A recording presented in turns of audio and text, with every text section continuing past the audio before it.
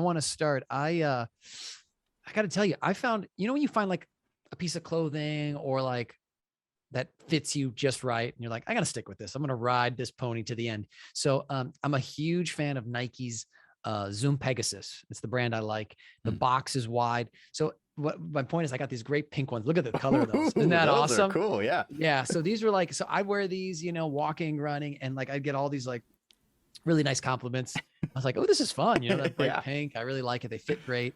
And then I went on there and like they weren't either selling them or they were sold out. I couldn't get them. And I was like, oh crap, but I love that shoe. I was like, what's another fun color? And they had all these boring colors. And then like in another tab, they're like, this designer who I'd never heard of, made a Zoom Pegasus. So I got that, and I get even more compliments for these bad boys. Look at these things.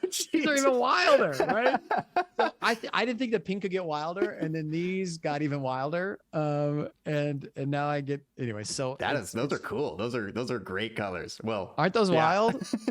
And I would have never like taken that chance. I don't know. And actually, if I think about it, I've got like a bright orange, and then I went to bright pink, and then I went to like that neon stuff, and I'm loving it. So I'm enjoying finding a shoe that fits, that looks cool. The hard part's gonna be topping yourself each time.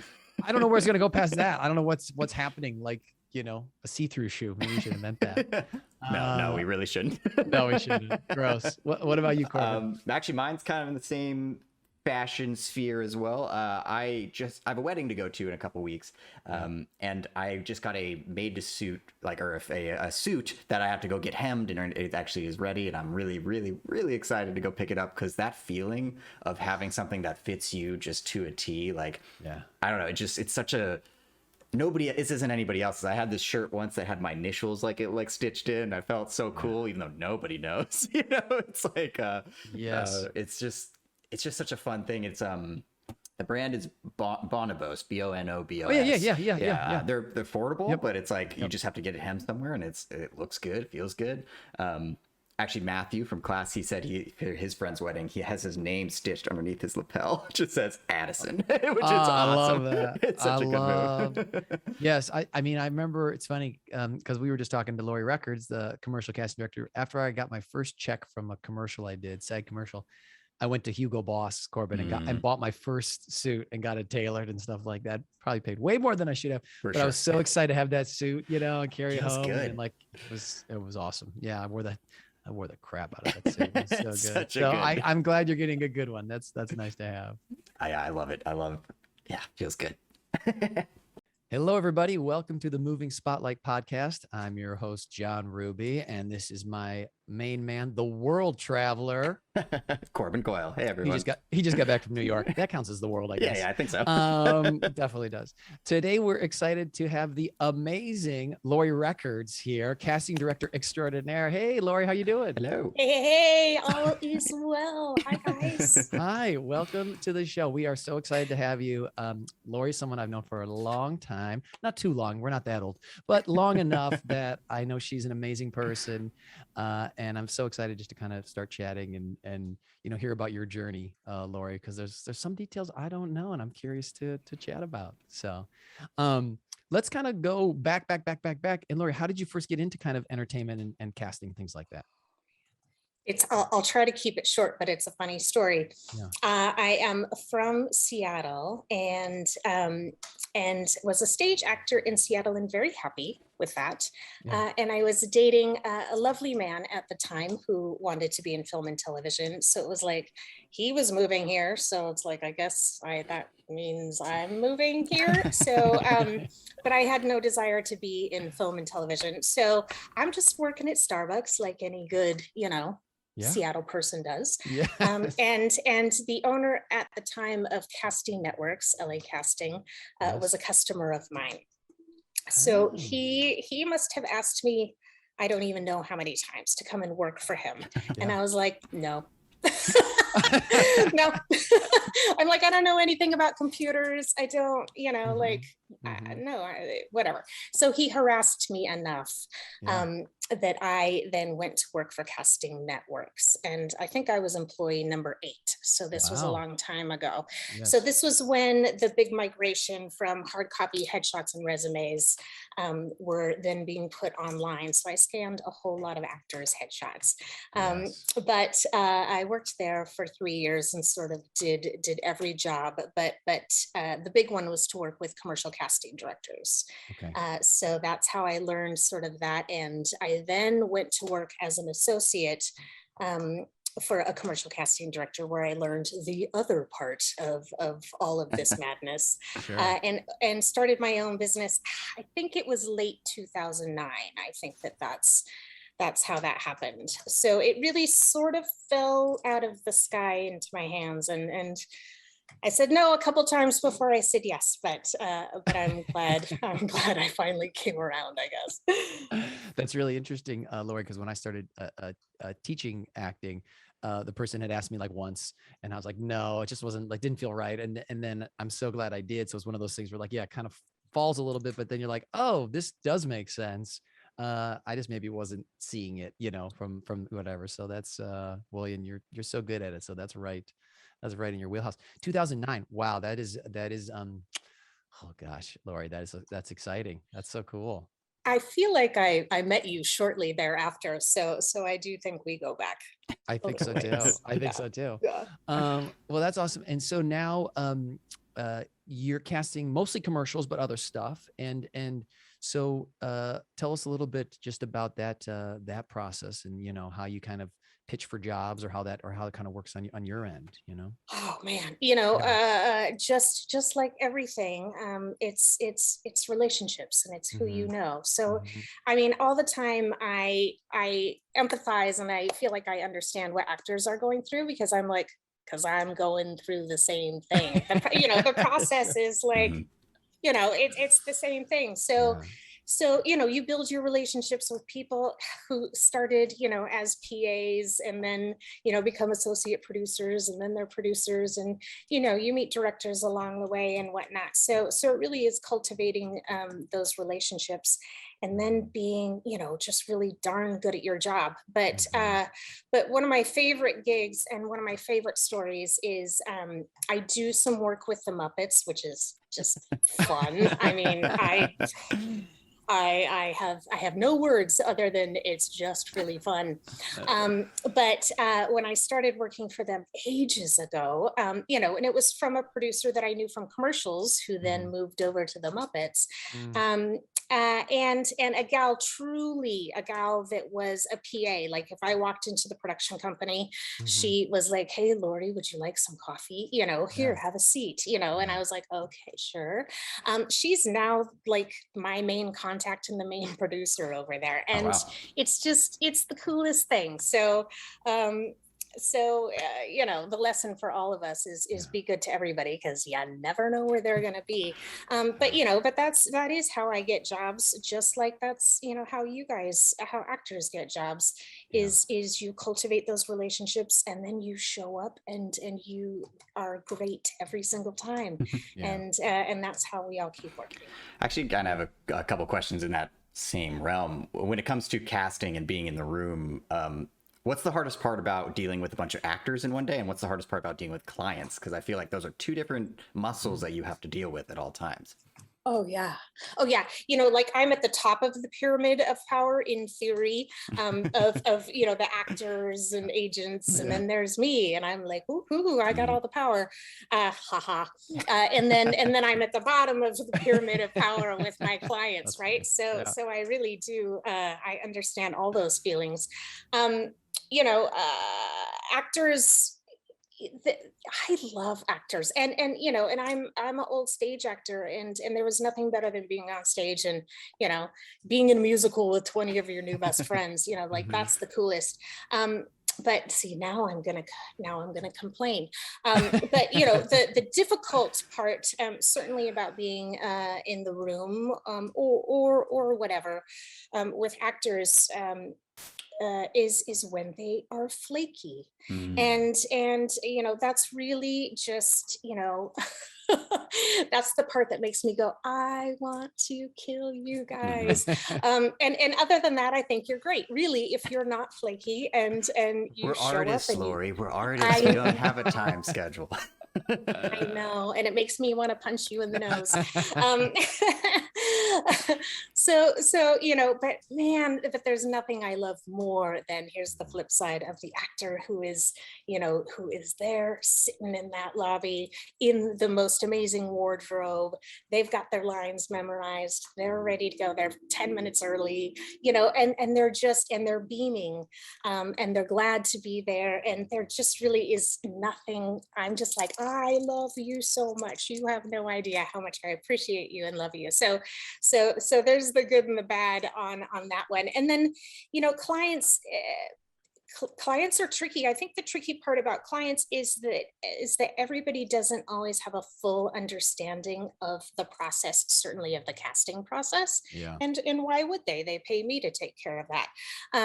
But sometimes you get some curveballs that you're like, wait, you can't do that to me. You have no idea how much this just screwed everything up, or you forgot this important detail to tell me, or you forgot, or you want to add a role today, or or Corbin, I'm even thinking of, yeah, Laurie, I'm even thinking of Corbin. A good example, so people understand, is like, let's say Laurie set up a casting session and it's like, okay, we got 3 people in a group, they're at a bar, and then the morning of, they're like, we want to see everybody individually, and you're like, okay, so that like triples the time, and we've set up, a short amount for all these. Do you 3 know how groups. hours work? Exactly. Right. Laurie. And so I always feel like they're always like, well, can you do this? Like, well, technically we could, but it's going to be, you don't understand what a pain in the butt it's going to be, even though it might be technically possible. Right.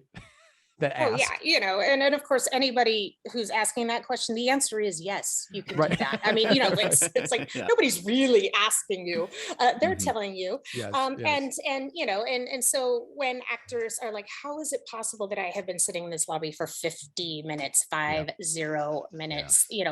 What kind of shenanigans is going on here?" Sometimes it's stuff like that, and we're all just doing the best we can. And I know that some people are guilty of just writing bad schedules, but that does happen too. But it's the ever moving. Commercials are so fast, and that's what makes them amazing and fun, and that's what makes them terrifying. I kind of find, Laurie, do you kind of feel like it's like in the moment it's like a huge emergency, and then as soon as that fire is put out, it's like wasn't a big deal, but it's like these, because it is so compacted, it's like the biggest. Where right? do you think all of these gray hairs came from? It's from commercial casting, guys, right? I think John has watched me go gray. I always, in my head and occasionally out loud, I say, you guys, we're not curing cancer. This is just a commercial.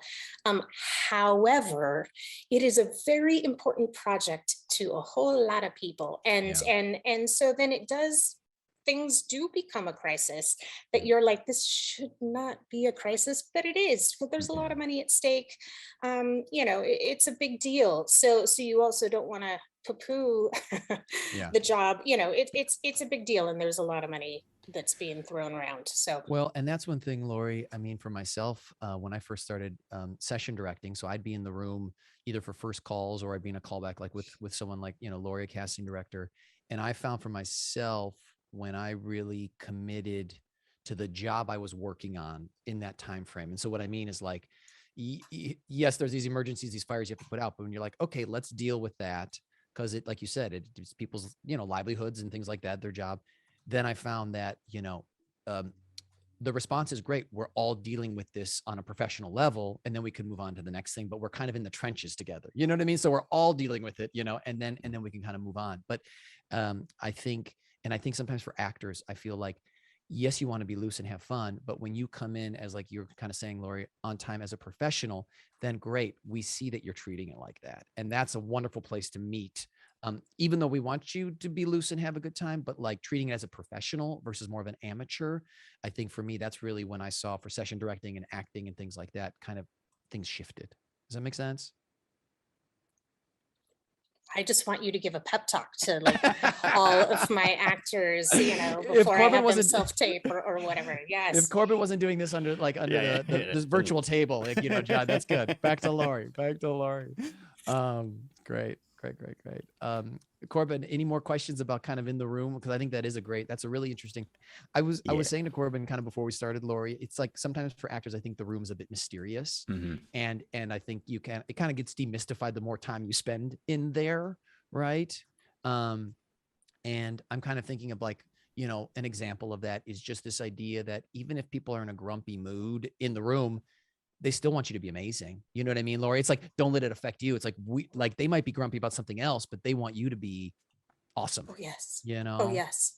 Yeah. Oh my gosh. I have so many sayings and you're going to hear them all. But if you're not having fun, we're not having fun. And specifically with commercials are filled with warm and likable and nice and relatable people. And there are some exceptions to that, sure, but in general that is absolutely true. And of course, like you said, John, and I want to pull my hair out sometimes, you have to be a professional. I need you to act professionally and show up and have your prep done and all that kind of stuff. But if you're not having fun, we're not having fun. And really at the end of the day, when I send a link to the director and the producers and when I'm looking at it and stuff like that, it really should be fun to watch. Like I should be like smiling and sort of giddy or like touched or something like that. It should be entertaining on that level. And if you're just like petrified or annoyed or whatever it is that you're feeling when you walk into the room, I don't know how that's not going to be reflected in what you do on camera. Oh my gosh. So, Laurie, sorry, with that, it just my most famous for me, or most stand out the most. I remember I was running a casting. We were doing like personality questions where you're just like getting to know them. They're probably not talking in the audition, and we had 3 people lined up. And the very first guy I asked, and the question was like, what's something that you've heard surprising over like a text or email? And I swear his answer was his divorce.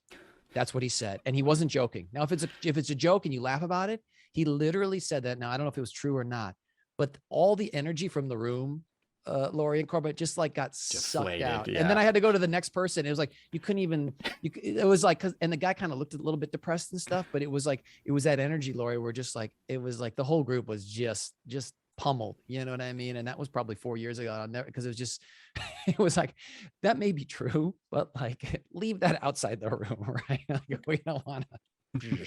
Let's talk about a different topic that you're surprised about or emails or text. Like, pick anything other than Let's that. talk about pastries or something else. Yes. Like, talk about a great croissant. Yeah, anything else. Is there any like how does somebody win the room in the sense of like, I know you're saying having fun, or like how do you walk in such a short time, right? Like it's just like, because everybody's human, we're all doing our own thing and we're all just working on this one project. So how do you convince the Laurie Records of the world like, I'm cool? Like yeah. How do you win? There's lots of talk and it's super important about of course everybody wants to book the job, of course, but your goal really should be to book the office, to win the office, and that's what you guys are talking about. That even if you don't book the job, of course you want to, but if the casting team loves you, if the casting director loves you, the lobby person, that's important. You may not think so, but it does. If you win them over and the session director, oh my gosh, life is really good. And now I'm going to sound like a broken record, but it really is. It's have you prepared? Are you do you physically look great for, because in commercials, that's really important. How's your hair? How's your wardrobe? Which seems silly, but it's not in commercials. And having read, the information and listened, oh, holy smokes. John can probably talk about that, but it's astonishing how often, we have a group explanation or some written information for your self-tapes, or, having watched the casting director give a taped explanation for your self-tape. It is astonishing how some people don't listen to that. And I don't even think it's because anybody's trying to be a jerk or anything. Who knows what they're thinking about? Maybe they're wondering how's my makeup right now, or maybe they're going over their lines, or they could be distracted by, or maybe I gonna get a parking ticket because my meter is up, whatever is on your mind. But holy smokes, you have to listen to that darn explanation, because we, in theory, are telling you everything that you need to book the job. So those details, those little things that John's telling you in the room, or I'm telling you in the room, or whatever, are just so important. And I always say that confidence is key, but you can't just be like, okay, I'm going to be confident. I'm going to walk in the room confident. That's not quite how confidence works. But I think that you can gain confidence from all sorts of ways. But you can gain confidence and be confident in your preparation, in how you look, in how well you've listened to the instructions, so that you're like, okay, I'm ready. So that then when you walk in the room, you do have a genuine smile on your face, like, let's do this, guys. Let's, and we are all in it together. And that it's the coolest part, and it's what we're missing with self tapes right now. But it's the collaboration of the session director. I like to be in the room, so I try to be in the room whenever I can, and the actor. And it's 3 heads or 2 heads put together, whatever it may be, and we're all working to having this best little scene that we can possibly put together, to put forth to the director. And what a cool thing, and it's fun when you can laugh and be like, oh, that was good, but do it one more time and do this, and and the actor's like, what if I, it's the coolest collaboration. So winning the room is being all of that. No big deal, right? That's easy. Well, I love what you said, Laurie, about, listening to the kind of the explanation, or the, the notes. I mean, the 2 thoughts on that. One is, I think with commercials versus like TV and film, we are more specific because it's a shorter amount of time frame, and we kind of know exactly like what exactly they're looking for. And so we're trying to, like you said, help you as the actor, like book it. And I think sometimes actors can feel a little like constricted in a sense, but the idea is to play within that constriction. And also because a lot of times we've seen the scene a bunch of times. And so the idea is we're trying to help you so that like you don't use the same button, of like, well, there goes my wife. We've heard that 10 times. So we're trying to give you a clue. Don't use that, come up with your own, or yeah, exactly. Like it is a bit of making it your own, but it's also playing within these constraints, versus maybe with, a TV or film audition where you've got 5 pages of dialogue. There is more room, I think, in your artistry, but a commercial, there's a lot of room in there as long as you listen and take those things in. And I also feel like sometimes, Laurie, I'll be talking to an actor after they've done it once, and I'll say, okay, do this, do this, do this, do this.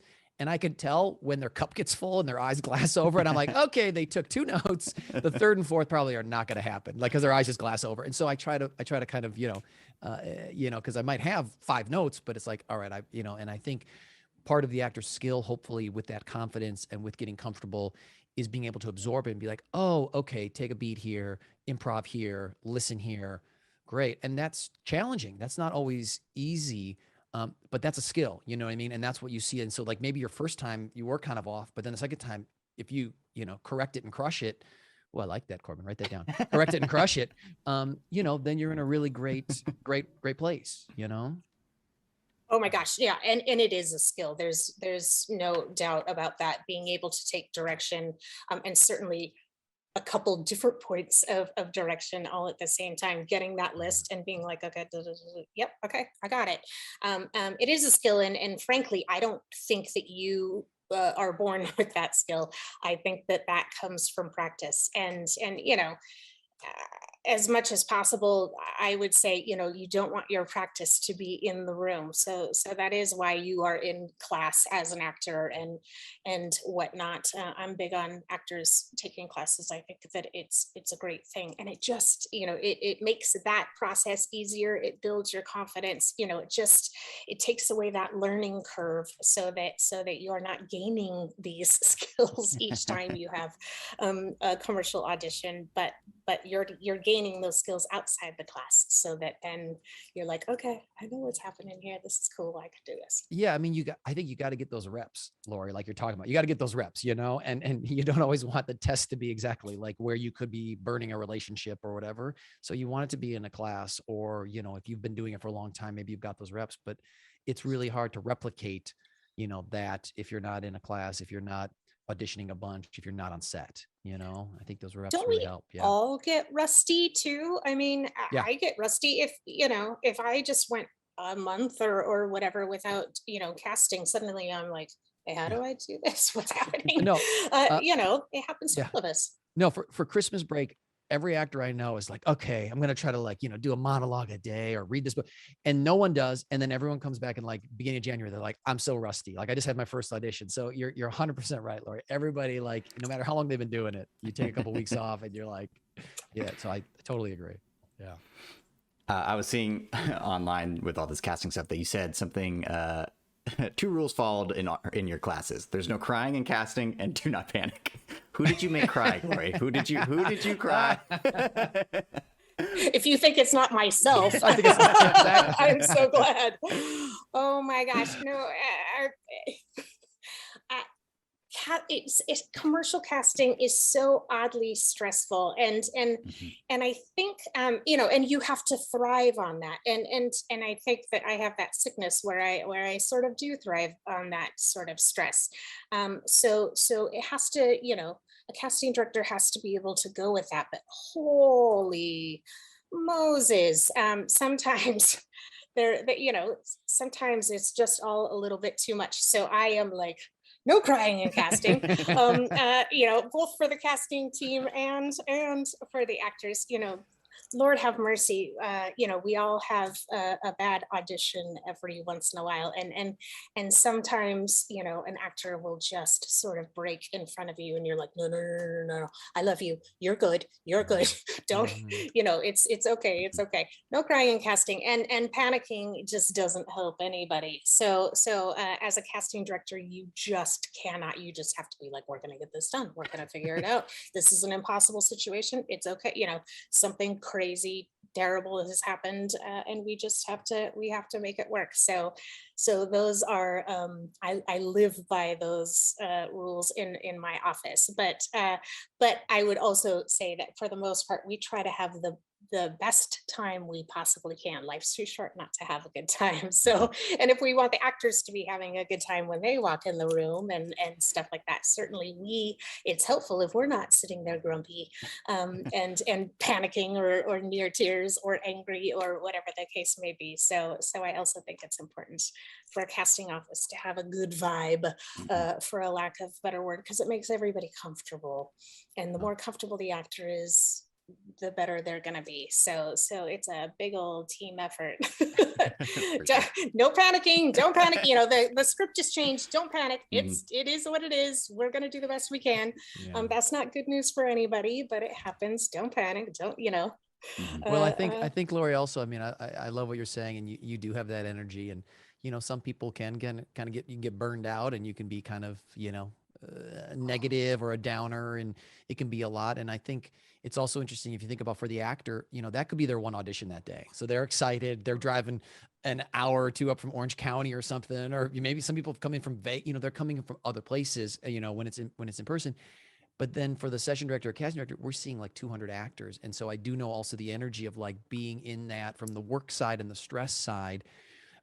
There sometimes can be a disconnect, but I agree with you that like that's where you're hoping the office, has a positivity, has excited about the actors, excited about the job, and then also for the actor side, you don't need to put up with jerks or meanness, but also you have to have a little bit of a thick skin in the sense that, okay, they're working, you're kind of getting there hopefully to play and do your craft and be a professional. So, sometimes notes can come direct, and it's not reflect on you. It's like, no, this is what we're trying to get at. And so I've seen it kind of, play out from both ends. And so hopefully people keep that in mind, when they're coming in, and also afterwards where like, please don't go to your car and cry. You know what I mean? Like that should not be happening to you. And that should not be the energy that's sent to you. You know what I mean? I feel like. You with try. You try. Ladies. You try. That's why Laurie's got a great rule. No crying. No Yeah. crying. I want to transition over to our segment that we like that's called Brag Time. Brag time. It's time for Laurie to brag. Okay. Basically, She's confused. She's confused. She's all over the map. So are we. She's blushing already. She hasn't even bragged. She hasn't even bragged even.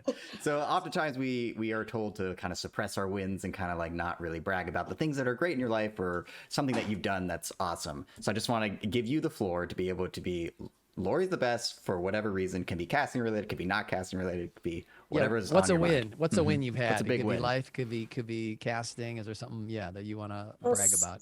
See, I go to life all the time. Casting is work. I'm proud of the work that I do, but life is way more fun. The this isn't going to surprise you when I tell you what it is. I, like everybody, gained a little bit of weight over the pandemic and exercised less than I normally would, and wasn't overly thrilled about that. So my husband and I decided, who wants to just go on a diet or exercise more? That doesn't really work for me. So we are avid hikers. So we set out to hike the Grand Canyon, to train to hike the Grand Canyon. And it was about a month ago now that our original plan for you hikers out there was to hike rim to rim. So start on one rim of the Grand Canyon, hike down and across and up in one day. So basically a marathon, but in the Grand Canyon. The weather actually prohibited that. It was like 109 at the bottom, and there were some concerns that we might die.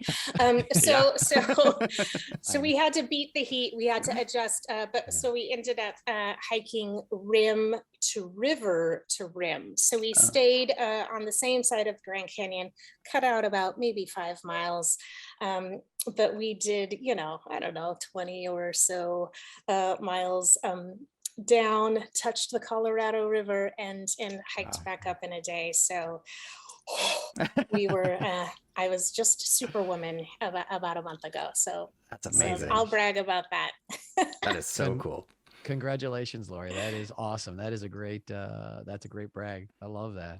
It's a good one, right? I feel like the Grand Canyon, for people that haven't been, it's one of those places where, for me, the pictures don't do it justice. So like, you're like, I mean, it looks awesome in pictures, but then you get there and you're like, no, this is like, it's just like awe-inspiring. You know what I mean? And that's really cool to hike down there. That's great. Wow.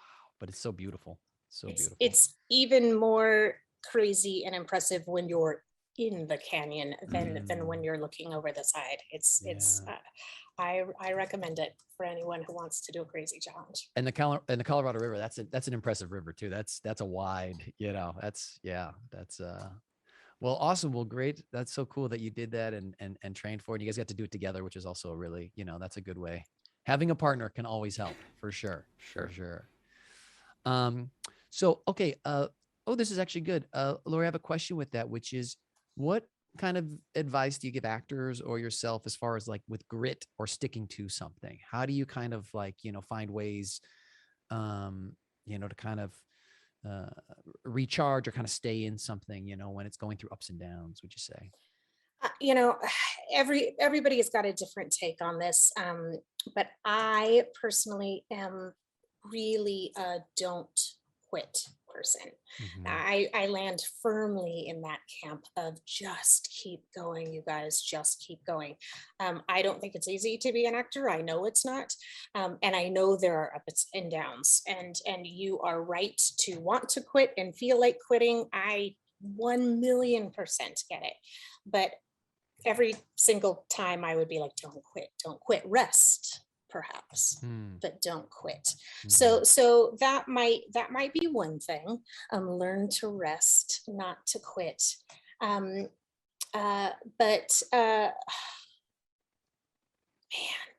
I think the most important, I'm going to get a little like kumbaya, but I think the most important thing in keeping going, pull yourself up by your bootstraps, whatever it is.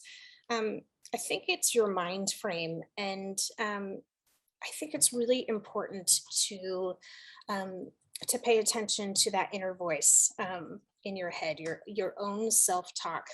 I believe in the power, like you can harness that power for good, and it can be used terribly against you, that voice in your head. So paying attention to what the voice in your head is saying. And when when you wake up and you start hearing, like, I don't want to do this audition today. It's going to be terrible. Or I'm annoyed that I have to do this self tape, or I don't get it, or I don't think I'm good enough, or Hollywood doesn't love me, or whatever. For some reason I'm just not, I'm not sticking, and whatever sort of bad thing that is happening in your head, and I get those thoughts too. We all get those thoughts. But controlling those slash stopping those and turning those around, I think is key in the persistence, in the pursuit of being an artist and an actor and whatever is harnessing, reining in certainly the negative talk, or that little voice in your head that says this is not going to happen, and then turning it around to your benefit, because just as that voice can like bury you, and I believe that it truly can bury you, I also believe that your inner voice and your self-talk turns into your superpower. And I don't even necessarily need like wake up and say a mantra, if that works for you, awesome. But that's not exactly what I'm saying. It really is, you've got to train that inner voice, train yourself to listen to it, because you are listening to it. So you have to acknowledge it. And if it happens to, be on a run of negative stuff, you have got to stop that. And you have got to turn that around and find a way to, and of course you've got to be authentic with yourself. So and do I know the answer to that? Probably not. But if you can't come up with a good thought that day, what are you thankful for? What are you, it sounds silly, but gosh, I believe it to my core. Find a way to have your thoughts work for you. Find your faith. Faith is believing in something that you can't see right now. And isn't that all of our careers? I don't know what's going to happen with my casting career. I don't know what's going to happen with my teaching career. And of course, actors don't have that assurance either. We're all like flapping in the wind, right? So finding, your faith, and working on your thoughts to work for you instead of against you. I think that is the key to longevity, and it will get you through the tough times, because you will have tough times. There's no there's no one who is like, my life is charmed every single day. Yeah, it just keeps going up and up and up. Yeah. It's not possible. It may seem No. like it from the outside as you're watching somebody, but there's no way that that's the case. Yeah. And I love what you said, Laurie. I think, they've definitely done, studies or things like that, where even just in the morning, taking 5 minutes and, a couple of things you're thankful for, or gratitude, even if you have a busy day, just to give yourself that little space, because people's lives do get busy. But I think that's a really wonderful kind of thing to have. Yeah, for sure. Love that. Well, I think this is a good time for us to go into our commercial break, but this has been so good so far. I'm loving it. Great. See you all in a second. Hey, everybody. We do not have a sponsor this week, but if you're interested, you can email us at themovingspotlight@gmail.com. Yes, you can. Do it. Reach out. Great. Welcome back, everybody. Laurie, just kind of sticking to that theme, I'm just curious, do you have any like daily habits or routines that you like to do either in the morning or throughout your day, like things that are like staples? Is it like hiking once a week, things like that, or just even when you get up, coffee, things like that? What's on your daily routine? I think I've already got my coffee mug, and I'm if I think John actually knows this about me. You won't see me in the casting room without a mug of coffee near me or in my hands. I'm a coffee fanatic, like I said, Starbucks Seattle girl. So so I'm a coffee fiend. I do actually hike once a week.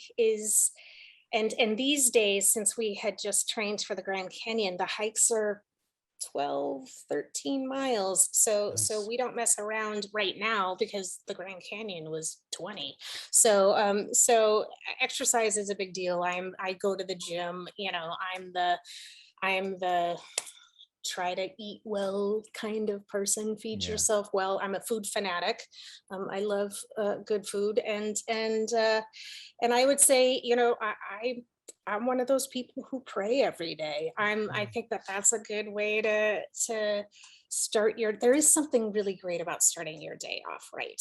And whatever that is for you, of getting your mind in the right place and getting your focus in the right place, and a good attitude, and all that kind of stuff. I mean, it's possibly sounds hokey, but oh boy, I think it could be life changing.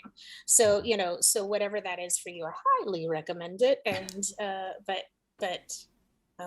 if a regular part of my life could be eating fantastic food, then I'll throw that in there. That's not so bad. I love that. Yeah, Corbin was saying he was eating his way through New York. He was like, It was new so restaurant, good. new restaurant, new restaurant. Isn't that's the best, right? Oh, I think that I travel based on food. Oh, And I for think sure. that I like and don't like destinations based on food. If I don't like the food there, I don't know how I'm going to like that I mean, country or whatever. we're all going from food to food anyway. It's might as well enjoy it. So it was the best. The food in New York was outstanding. Didn't have the same thing twice. It was so good.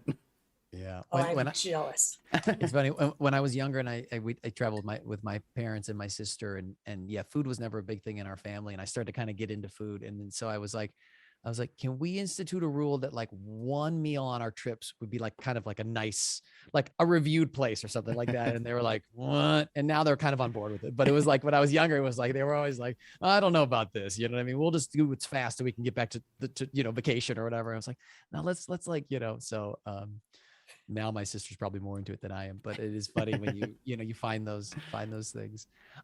Laurie, I want to transition back a little bit to some casting stuff and dealing with technology. What are your thoughts with kind of technology, self-tapes, auditioning, kind of even Zoom itself, but like I'm just curious kind of your thoughts on where that's going for actors and casting.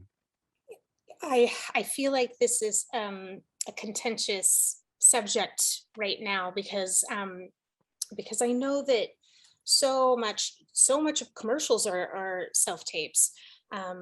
Certainly the first calls, and it is not lost on me what responsibility that puts in the actor's hands. Like, your job wasn't hard enough to be totally prepared and look amazing and all memorized and ready to go, and great choices and great buttons and all the actor stuff.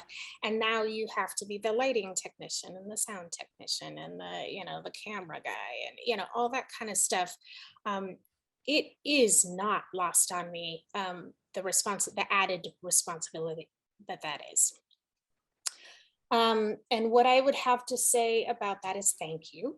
Not that you had a choice, but thank you for taking that on anyway. Yeah. And, I'm a do the best you can do.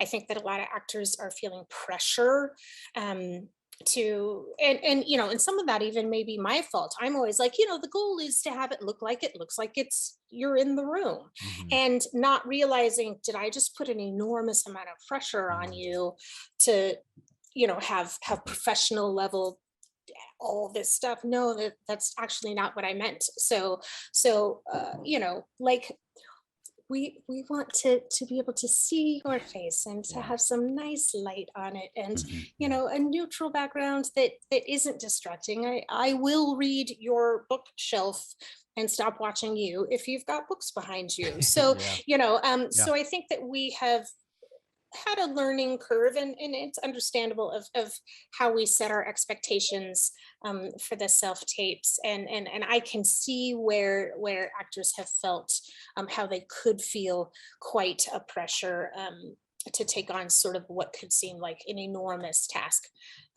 Do the best you can and be where you're at. And that doesn't mean that you shouldn't improve. You know, if you've got a crappy setup, it would behoove you to move and keep moving in the right direction. But I just would hate for that to become such an enormous stress and task and frustration point that then I'm like, well, if you're frustrated about setting up your self tape itself isn't going to be any good because you're all ticked off about having to set up your self tape. That's just sort of a recipe for disaster. So I know it doesn't feel like it, but we really are in this together, and it is a team effort. And doing the best you can instead of just being like, screw it, I'm not going to turn something in, or whatever is happening there. Do the best you can. Keep taking steps in the right direction, and I won't back away from having a decent light coming towards you is really important. You don't want to have the light behind you because then you're a black figure and I can't see, I can't see your face. So those things are true, but I think you can release yourself or try to release yourself of that pressure. And I think that once you have a basic setup and a basic, like, I'm gonna put my phone here and I'm gonna put a light here and I'm gonna do it behind this white wall, or whatever it is that you've got, then find some relaxation in that and go, okay, now here we go. But it's a lot, and I think that as we were all learning this together, commercials were never self-tape situations. So the casting directors had a learning curve too, and I don't think that we always got it right. And I've heard stories, so I know that here's 10 things that we want you to do in your self-tape, and you're like, 10 things. This is this is going to take me 8 hours to do this. This is and now drive into the woods and chop down a tree.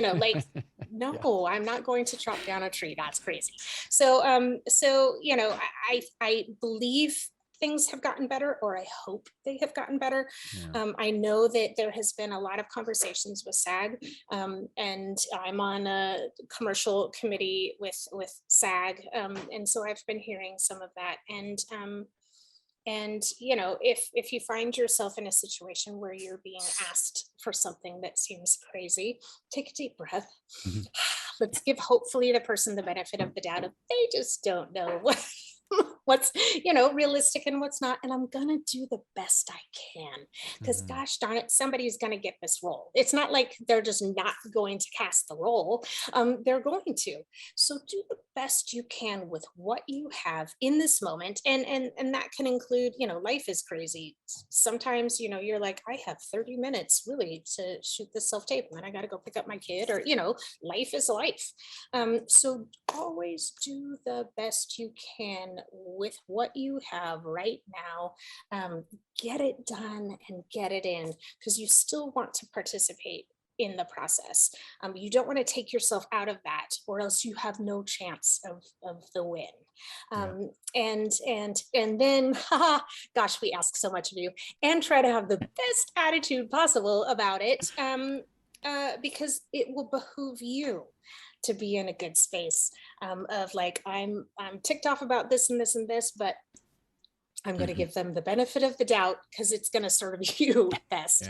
That they don't quite know that what they're asking is unrealistic or whatever, but I'm going to do the best I can to follow what they've asked for, and I'm going to get it in, and let's get the job. And the weirder the request is, the more people aren't going to do it. So make sure you do, make sure you do the best you can, so that, your chances probably just went up the crazier the ask is. But it's a lot on your shoulders.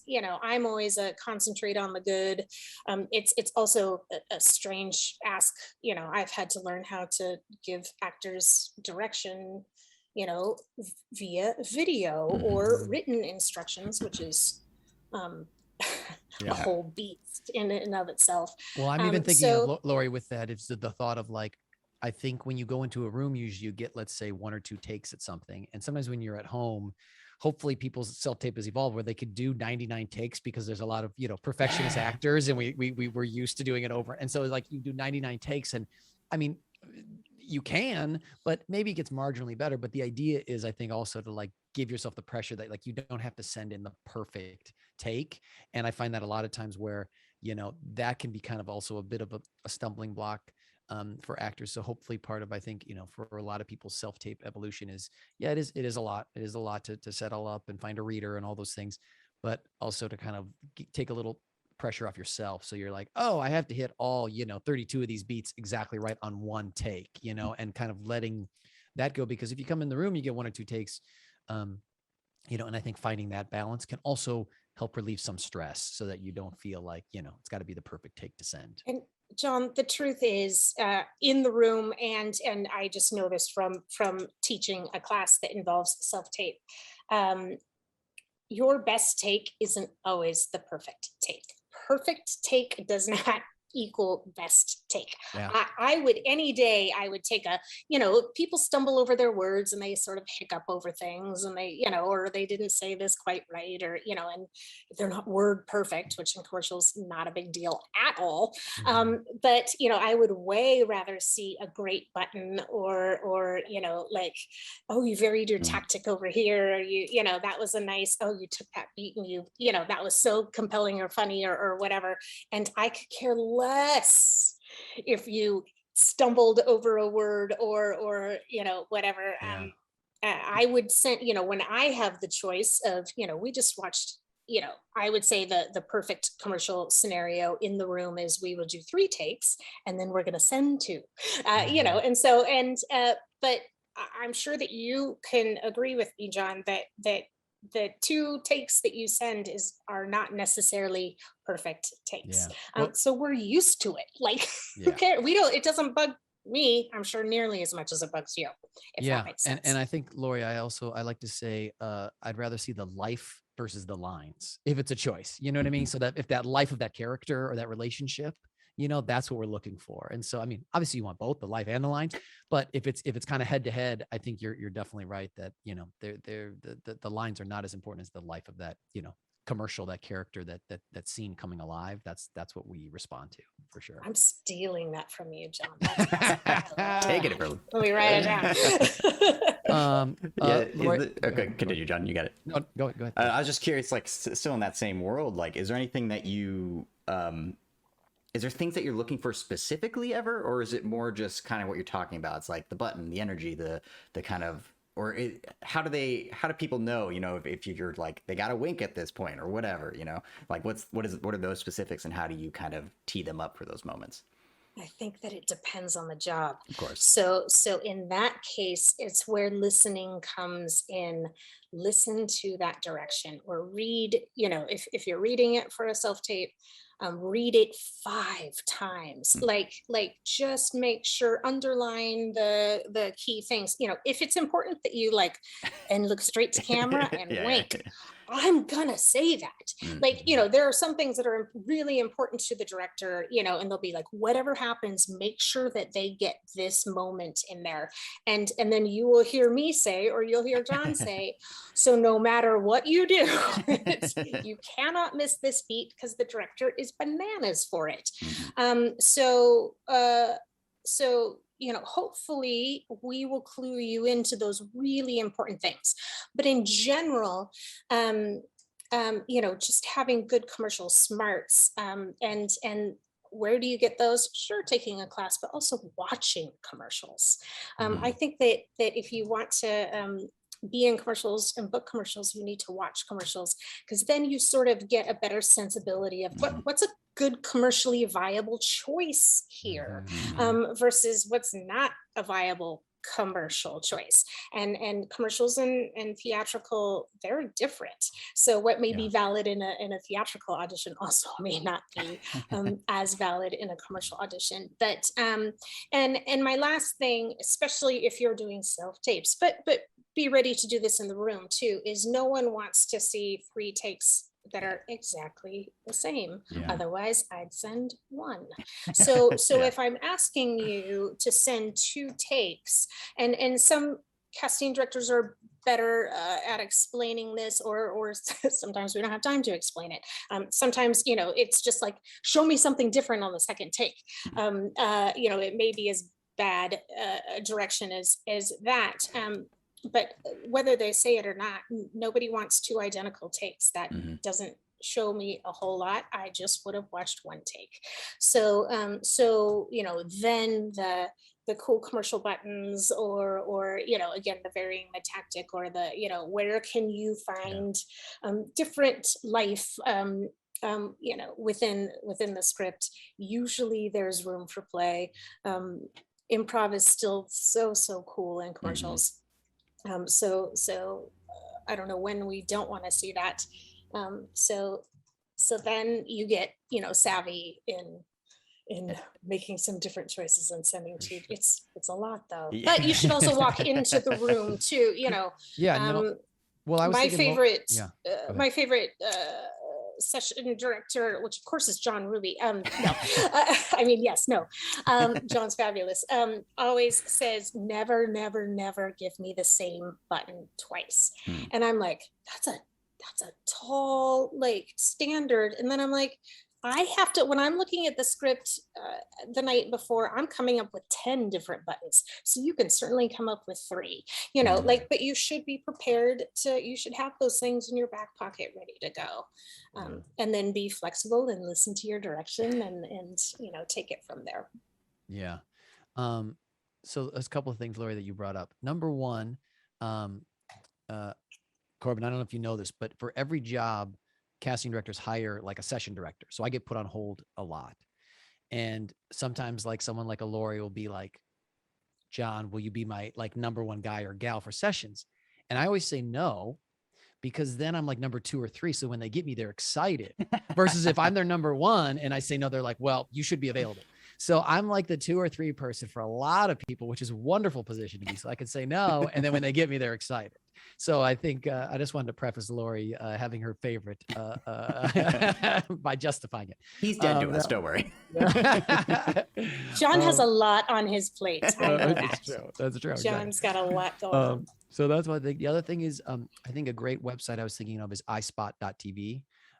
If people want to look up, you can see commercials on TV, but that's a place where you can go for specific spots and you can watch a bunch of Geico ads or whatever it is to kind of get a feel for that world, or maybe that campaign, or, even the directors or things like that. I mean, you can go to production companies, you can go to Smuggler, who makes a lot of commercials, and you can look at their director ones. A lot of times those are a little more like theatrical feeling, but you can get a good feel for directors if they're more into drama or comedy, which can help, because I think that can also kind of influence a bit of the improv.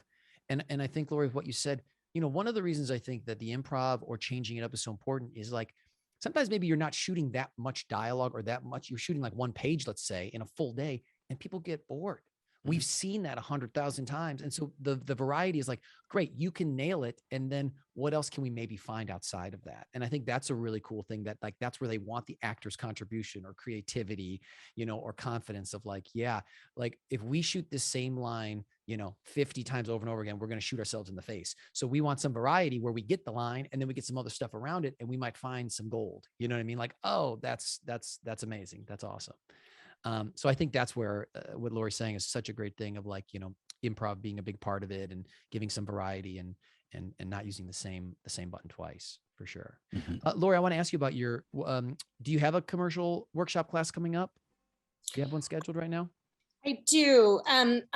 I because I'm also a casting director, Yes. I don't have a regular schedule. I sort of squeeze them in when I can. I try to teach most months. I think this year I taught 10 months out of 12.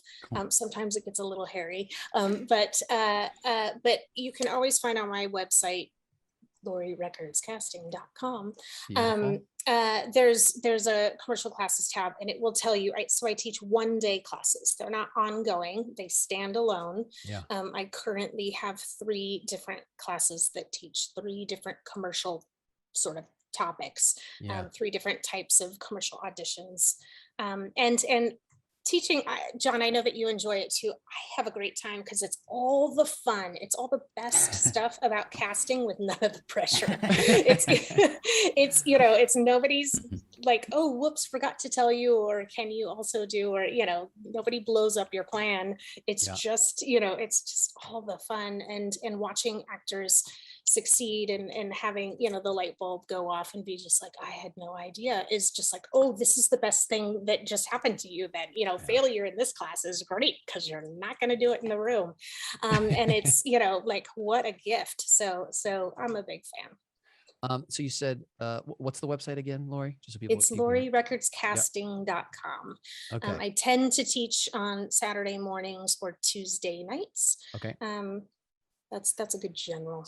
So this is a first on the Moving Spotlight podcast. For your next one, Laurie, I want to sign Corbin up. I want to pay for Corbin's class. Okay. So let me know when your next one is. And then, because Laurie's amazing. So I want Corbin to take it. All right, I'll do it. You do it? He's in? Okay. Easy. So that would be so much fun. Oh my so gosh. Did you see? I just got giddy right now. Yeah. Exactly. So the next one, Corbin, keep an eye on that, and we'll get Corbin in, and then we'll report back, and I'm sure it'll be amazing because Laurie's amazing. So well, thank you, John. Awesome. You switch up every episode, something new on me every time. I do. It's the best. I can't let Corbin get comfortable. So. Corbin's like, do I have a choice in this? No, he doesn't. No. Corbin, I'm in his basement. Help me. Yes, you and William Shatner are going to space, Corbin. Get ready for it. Ready for it. Great. Corbin, do you want to jump into 3 for free? Yeah, let's do 3 for free. So these are just quick questions that we got for you, just 3 of them. Just give the first answer that comes to mind. Just a little fun. Seahawks coach Pete Carroll, the greatest ever? Ever? That's a bold statement. I love him, but I would not say greatest ever. But I love him. All right. Best place to get bread and butter in LA, because I saw on your website that you love bread and butter. Oh. I'm gonna say the Bread Lounge, you guys. Ooh, I've never been. It's in the Arts District. Check it out. That's a great. Paint me a word picture. What's so good about it? Is it the? Oh, it's massive. It's all homemade bread that they make fresh every morning. They've got pastries. And it's a mom and pop shop. So it's just one. There's not one in the Valley. There's not one. It's and who doesn't want to come downtown to the Arts District? But homemade bread, they've got a good 10 different kinds. It's outrageous. And the final question, what drives you nuts with working with John Ruby? I think we already addressed that, Corbin. So many things. Pet peeves of John Ruby. It's that he turns me down when I say, hey, can you hold on this job? And he's like, no. I'd rather be the number 3 slot. Remember the pyramid, she said? Yeah, she likes being at the top of that power on our end. You know what I mean? So that's where, feel the power. So good. Well, yeah, that's the end of 3 for 3. But I did have a question back to going back a little bit with the casting room and Zoom and all that. So when it comes to wardrobe and like kind of wearing the stuff and doing all the things, obviously you want to go show up for the part and all the things. But in the room, do people dress too far? Do they tip ever over to like too much wardrobe? And then also on Zoom, is there a little bit more leniency? And like, what are your thoughts on that? I think that commercial wardrobe is wildly important. Like I don't make the rules. So I understand the thought of it shouldn't be that important. It shouldn't, I should be able to wear a t-shirt and my acting should be good enough. And I probably would agree with you. But I will stick with, like, do you want to book the job? Wardrobe is really, really important. And just imagine that no one has imaginations anymore. And assume that the powerful the director, the producers, they want to see you like be able to walk onto set. That's sort of their perfect world. So again, with as little pressure as possible, I think that it's really important. So, if you're, and knowing your commercial types, this is helpful. You don't need to have every wardrobe piece in the world, but if you know that you are customer service, I I have got a great smile and I'm, a young male or female. If I were you, I would have a polo in my wardrobe. Yeah, I was just thinking that blue Yeah, polo, a blue a polo. blue polo. And you may never, I don't think I would be caught dead in a blue polo in life. But if I want to be the Best Buy guy or the Best Buy gal or helpful Honda or whatever the case may be, you need to have a polo. So, you don't need grandma clothes because you're not a grandma. So, within reason, I would have, if your commercial types and customer service is one of them, go to the secondhand store and go get a polo that is a nice color and it looks good on you, and have that ready to go. Because again, I just sort of say, we don't have time to use our imaginations. I don't know if that's true, but that's just an easy phrase to say. And you just, sometimes they'll say they can just walk onto set just right now, like their hair is perfect and their shirt's perfect, and and that seems to excite people in commercials. So the weight of the world isn't on your shoulders, but I think a little time and creativity. Um, uh, and some thought on that ahead of time so that you don't have to run to Target, go take care of that ahead of time. But I would say that it's very important in commercials, and read carefully. If the casting director says hint at being an Elizabethan woman of the house, or whatever strange Super Bowl commercials get strange, so it could be like caveman. Some might say hint at it, wear a brown shirt and for caveman, or something like that. And some are like, be creative, do the best you can, like go all out, be a caveman, and you can like stick fur to your face or something like that. Usually the casting director will give you a hint as to what they are hoping for. And so I would look to that for, am I going too far? Normally I would say, no, you're probably not going too far, but do always pay attention to their specific instructions and do the best you can to follow that. Yeah, I think about that sometimes, Laurie, like if we're doing like a sports thing and like the hockey guys come in with all their like stinky equipment and stuff like that. But when they're dressed up, you're like, yeah, that guy looks like he, skated right off the rink. And Laurie, sometimes it's like, I like to say like if they can pluck you from the callback and put you right on set, they would love to do that. Exactly what you said. So it's like that plucking makes it easy for them. They don't have to, think about, oh, what would they look like in a hockey and can they skate and all these things. Like, well, they got all the equipment, they got all this stuff. It gives you credibility, instant credibility. Yeah, exactly. So it doesn't take too much. Great. I have a question, Laurie. Are there any like life books or acting books or anything that you like to recommend? Any books that you go back to that like I said, they can like kind of for inspiration or just you really enjoy, want to share, want to recommend? Oh gosh. For actors, that's such a great question, and I'm so late. I'm like looking over at my bookcase right now, like I've got Sean Sharma's or Terry Berlin's or Stuart Stone's book or whatever. But there isn't one in particular. The Artist's Way. Gosh, that's a great question. Find something that that you can find inspiration from, whatever that may be, and I would say possibly even look outside of acting books or whatever, something that that grounds you or gives you peace. Good grief, that's a great question. And I have a lame answer. I'm so sorry. If I get a good one, I'll let you know. That's okay. Yeah, that's all right. Yeah. No worries. And yeah, if you think could be something... music, it could be, whatever it is that gets you into the right headspace. Or, if you're grumpy and you're like, oh, that scene in Sleepless in Seattle or whatever. I mean, like whatever it is that gets you into the right place. That's it. You never learned how to read. We get it. Laurie doesn't read. I don't read, John. The truth is out. I'm reading Michelle Obama's book, but I don't know. I mean, but that is inspirational too. Yes. So. Yep. Yeah. What about any? Are you watching any shows right now? Or have you watched any recently that are kind of fun or exciting? TV, man. TV is where it's at. I just think that, I mean, there's so much content, you know, and I'm going to say what anybody else would say and say, of course I'm watching Ted Lasso, and now I'm crushed that I have to wait for however many months to see another episode. But you know, having more time to watch TV over the last year and a half than I have, it also gave me the chance to watch some series that I just missed. So I got to watch The Wire.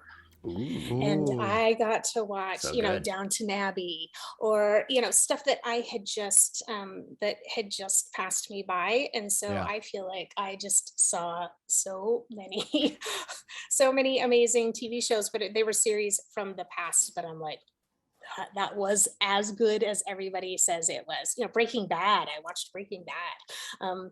So where I haven't always had a ton of time to watch TV, I did, with my surplus of time being stuck at home there for a while. I did get to see. I think TV is fantastic. And isn't it so, I think it's such a fun feeling when you worked a long day or something, you have a show you're looking forward to. You're like, you know, what's the next, you know, what's happening in that story? You know, what's going on? I love that when when you got that show that you're kind of latched onto, that's like, you know, this is, you know, what's happening. I know Corbin knows this. My wife and I have been watching Only Murders in the Building with Steve Martin and Martin Short So and good. Selena Gomez, and the final episode's next week. They're dropping it week by week, and you're like, oh, come on, we need to binge this. Like, this should all be out, you know? So it's teaching us patience again. But it's one of those Old fun, school. Yes. Old exactly. school. Exactly. Old school. But great. I love that. Corbin, do you think it's time? I think it's the moment Laurie's been dreading. The moment Laurie is most stressed about. Everything else was cake, and now it's time for your best bad acting. I'm terrified. All right. So, Laurie, what we're going to do is in the chat, we're going to put a quote. Now, usually we do like a TV show or movie quote. This time, because you're in the commercial world, we've pulled a commercial quote. All right. That's well known, a little bit older now, but people might still know it. The idea for this, Laurie, is for you to have fun with it. So, you know, do it how you want to do it. There's no judgment. Even bad acting is encouraged. So just, you can go cheesy with it, over the top, whatever you want. That's part of the fun of it. And then we might give you a redirect. That's part of the fun too. So, whenever Do I get to be all roles? Yes, you get to be all of that. Yeah, I want to be considered for all roles on this. Okay. Exactly. Okay. Hey, he won't eat it. He hates everything.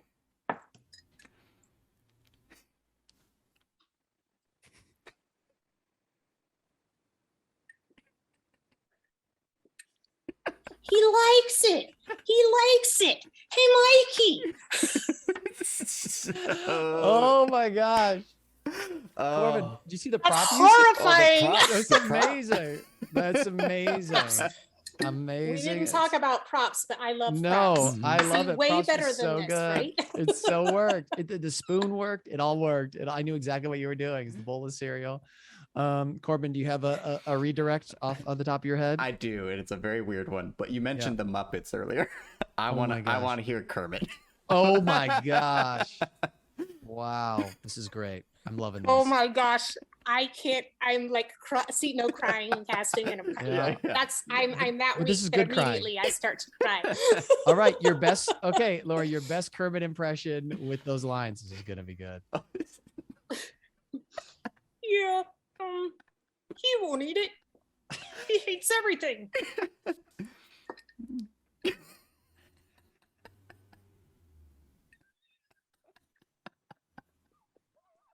He likes it. Hey, Mikey. He likes it. Hey, Mikey. Oh my gosh. You nailed it. Oh my gosh. I honestly That's it. couldn't do that accent. That was so good. That was so good, Laurie. I can't believe that this is going to be out there in the Yes, it world. is. I'm Yes, it mortified. is. I don't. Yes. I'm so No, red you- right that now. was You so have no good. idea. Yes. Oh. Well, yeah, you know, you're in good company, Laurie. I love it. The Kermit, that was amazing. Whoever does the voice for Kermit, they're in trouble, Laurie. You're Watch coming for out. their job. Honestly. You're coming for their job. You're coming for their job.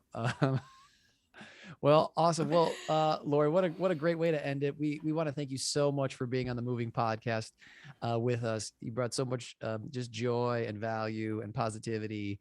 It's so great just kind of talking with you and hearing about your experience. So from Corbin and myself, we want to thank you so much for your time. We really appreciate it. Thank you. Thank you. Hey, you guys are doing the good work. Thank you for what you're doing. We're trying. All right, Laurie, thanks so much and enjoy the rest of your day. Yeah. Thank you.